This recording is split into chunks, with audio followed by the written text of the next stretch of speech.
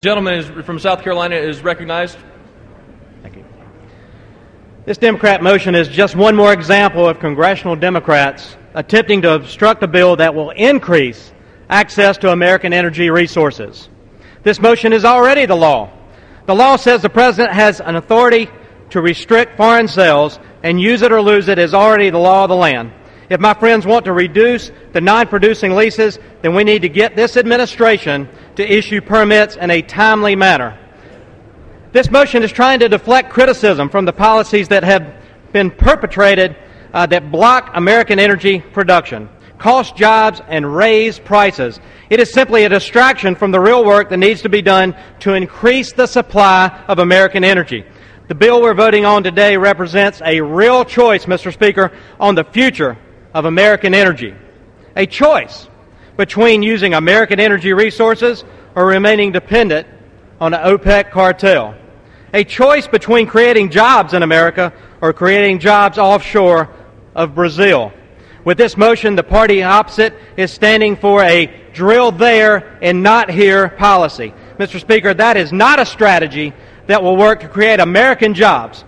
The underlying bill will create these jobs. Finally, this is a choice between strengthening our energy security in the face of $4 a gallon gasoline or being held hostage to the whims of volatile foreign regimes. Mr. Speaker, there can be no national security without energy security. As a small businessman, I know what the pressure of $5 a gallon diesel fuel did to my business back in 2008. And we only had 2 trucks on the road. Now think about what this is going to do to every household, every trucking business, every truck, every shipper, and every farmer in our country. The nation's families are hurting, Mr. Speaker. They're trying to decide between putting fuel in their cars to go to work or putting food on the table to feed their children. We must act to increase the supply of American energy. And, Mr. Speaker, this bill will get us moving in the right direction. This is a common sense, free market solution that can help us restore America's greatness.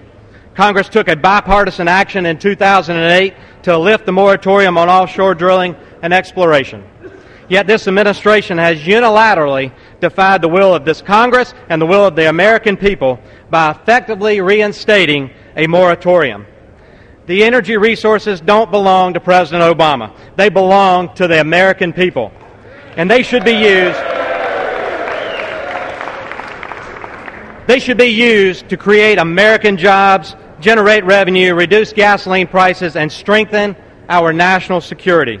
I urge my colleagues to vote against this motion. Let's pass this bill to return these American energy resources back to where they belong, and that is to the American people. May God continue to bless America. The gentleman yields back.